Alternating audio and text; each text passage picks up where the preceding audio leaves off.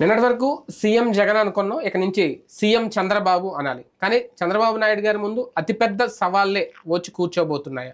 ఆయన ఇచ్చిన హామీలు కానీ దాదాపు 25 హామీలు ఆయన నిలబెట్టుకోవాలి.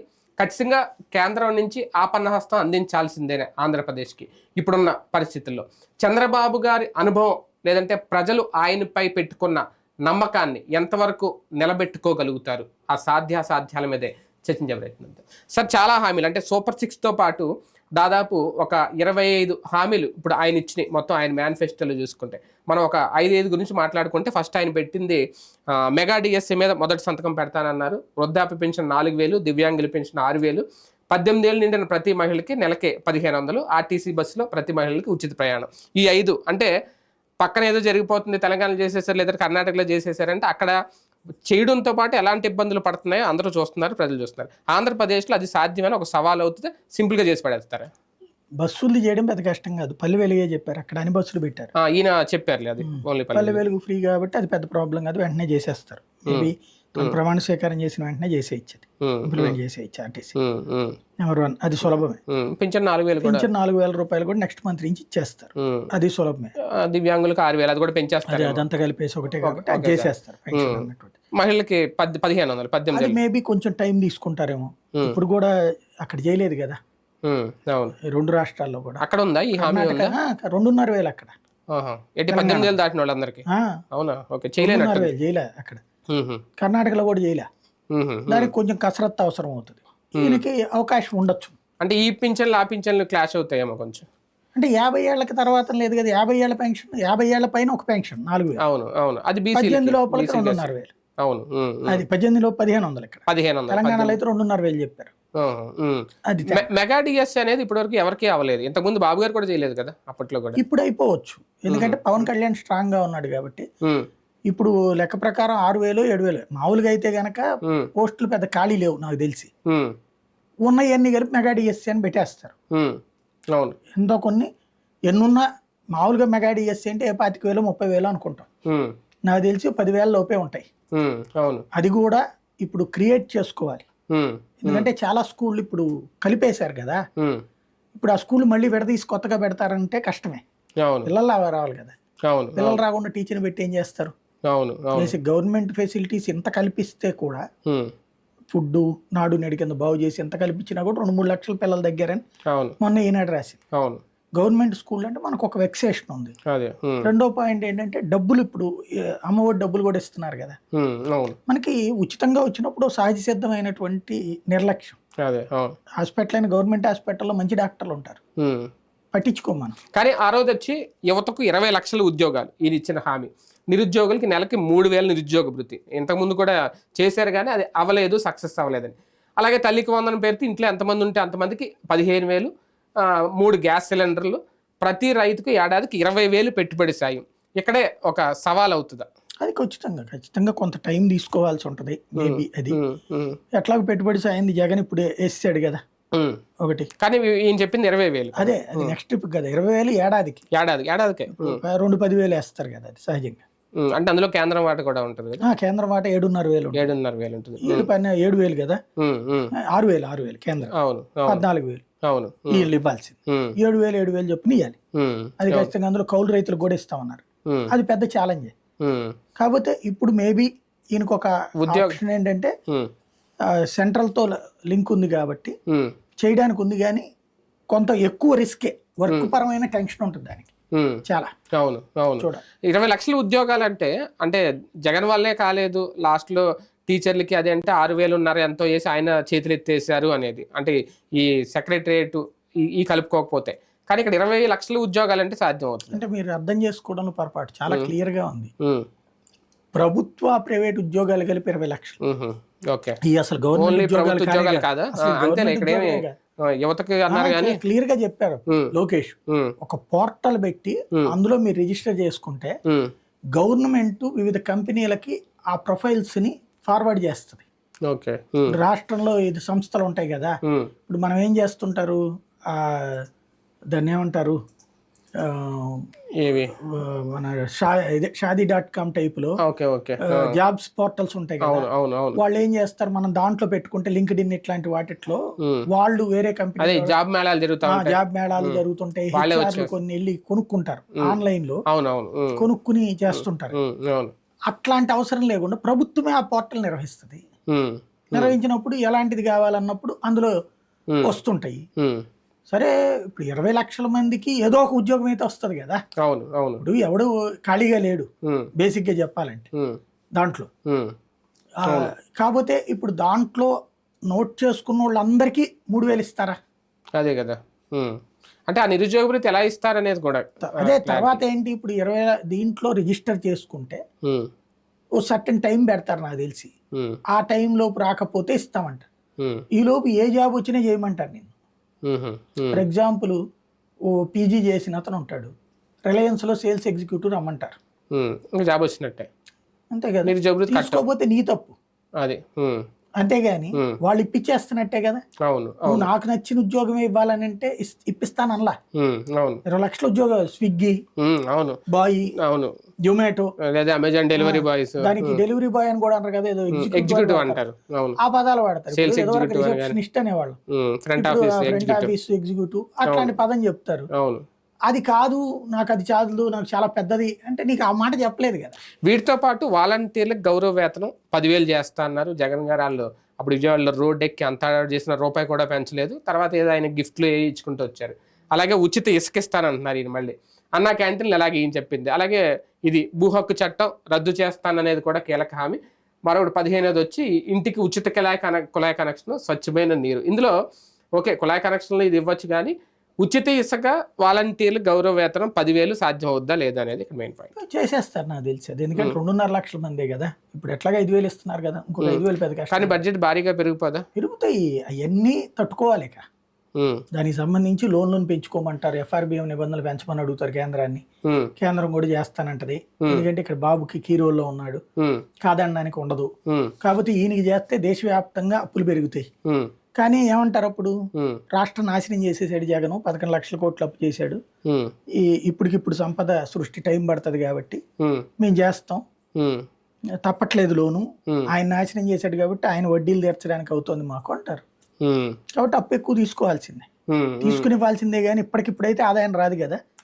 ఆదాయం వచ్చేటప్పటికి ఎట్లా లేదన్నా కనీసం ఈయన చెప్పిన లెక్కనైనా ఇప్పుడు ఇక్కడికి వచ్చి కంపెనీలన్నీ పెట్టి ఇక్కడ అవన్నీ సెట్ చేసి వాటిట్లలో పన్నులు వచ్చి అవన్నీ అయ్యేటప్పటికి 5 ఏళ్ల లోపు అయితే వస్తుందా ఆదాయం? అయితే గీతే రిజిస్ట్రేషన్ల రూపాయలు పెరుగుతాయి, ఛార్జీలు పెంచుతారు. అది కాదు, రిజిస్ట్రేషన్లు పెరుగుతాయి. ఇప్పుడు రియల్ ఎస్టేట్ పెరుగుద్ది, బాగా వచ్చారు.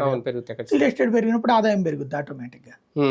అట్లాగే మద్యం ఆదాయం మేబీ ఇంకా పెరగచ్చు, ఎందుకంటే ఇప్పుడు ప్రైవేట్ చేసేస్తారు, ఆ బ్రాండ్లే కూడా మళ్ళీ పార్టీ చేస్తారు. ఇంకోటి ఇప్పుడు భవన నిర్మాణాలు ఎక్కువ జరుగుతాయి, వాటి కారణంగా ఈ జిఎస్టీ ఈ డబ్బులు కూడా వస్తాయి. ప్రైవేట్ కంపెనీలు కదా ఇప్పుడు అమ్మేది. మామూలుగా మీరు బిల్డర్ తో దగ్గర కొంటే జిఎస్టీ కట్టాలి, ఆ ఇన్కమ్ పెరుగుతాయి కదా. ఆ రూట్లో అయితే ఇన్కమ్ కొంత పెరుగుతుంది, మిగిలిన భారీగా ఉండవు. మిగిలిన 10 హామీల్లో కీలకమైన కరెంట్ ఛార్జీలు పెరగవు అనేది ఈయన ఒక ఇచ్చిన హామీ మేనిఫెస్టోలో. ఎందుకంటే ఇప్పుడు మొన్నటి వరకు ఆయన ఏంటి ట్రూ ఆప్ ఛార్జీలు ఏ పేరుతో ఆల్రెడీ 2-3 సార్లు బాధారు ఈ 5 ఏళ్లలో. 5 ఏళ్ల పాటు ఇప్పుడు కరెంట్ ఛార్జీలు పెంచకుండా ఉండడం ఎంతవరకు సాధ్యం? మీకు ఇక్కడ లాజికల్ పాయింట్ ఉంది, తగ్గిస్తానల్లా. అవును తగ్గిస్తానలేదు, పెంచట్లేదు, పెంచరు, అవసరం లేదు, పెంచక్కర్లా. ఇప్పటికి పీక్ స్టేజ్ పెంచేశారు, ఇంకా పెంచితే కొడతారు జగన్ అయినా. అవును తగ్గిస్తే ప్రజలకు ప్రయోజనం. అంటే ఇప్పటికే డిస్టిలరీలకి చాలా బాకీ ఉండిపోయింది ఏదో అన్నారు కదా, అది ఇంత ముందు బేసిక్గా అయితే దాన్ని తీరుస్తున్నాడు జగన్ వచ్చాక.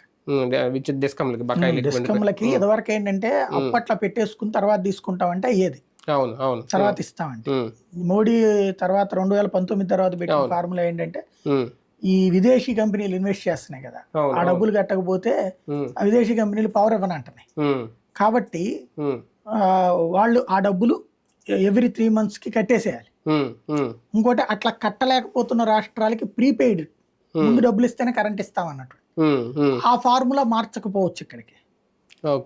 అయితే దాంట్లో ఇప్పుడు ఎక్కువ అవసరం లేకుండా చూసుకునేటటువంటి పని ఉంటది వాటిలో. మేబీ దాంట్లో చంద్రబాబు గారికి ఉన్నటువంటి ఇప్పుడు ఆ యాక్సెస్ ఉంటది కాబట్టి కేంద్రంతో ఉమ్, కొంచెం లోన్ పెంచండి అని ఏదో చెప్పొచ్చు, ఉమ్. ఏడాదికి ఒకసారి తీసుకోండి అన్నట్లాగా. మేజర్ హామీ ఏంటంటే మొన్నటి వరకు వీళ్ళ హయాంలోనే టిడ్కో ఇల్లు ఇచ్చారు. జగన్ గారు సెంటున్నర, వీళ్ళు చెప్పింది 2 సెంట్ల ఇళ్ల స్థలం, అలాగే నాణ్యమైన మెటీరియల్తో మేమే ఇల్లు కట్టిస్తానని చెప్పడం.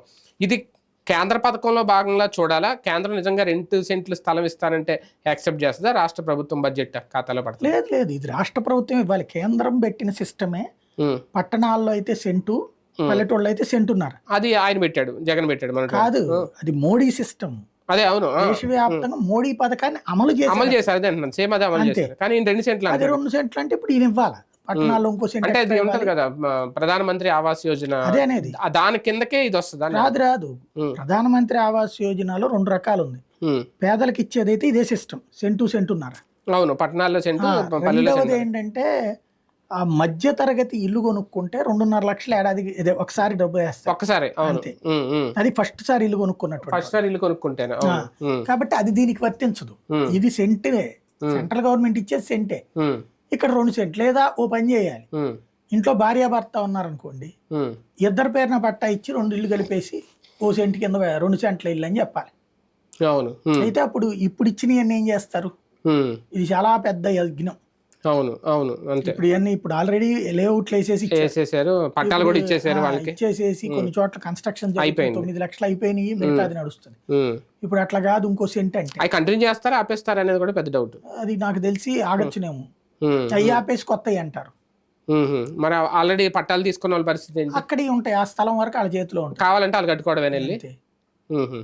లేదా అదే డబ్బులు ఉన్నాయి కదా, ఇది అవును దాని ప్రకారం ఇప్పుడు అక్కడ కూడా మళ్ళీ లేదా రీలేఅవుట్ చేయాలి. కానీ ఓవరాల్ గా ఇవన్నీ చూసుకుంటే జగన్ కంటే ఎక్కువగా ఉన్నాయి, జగన్ కంటే ఎక్కువ కావాలి, మేబీ ఎక్కువ అప్పులు చేయాలి.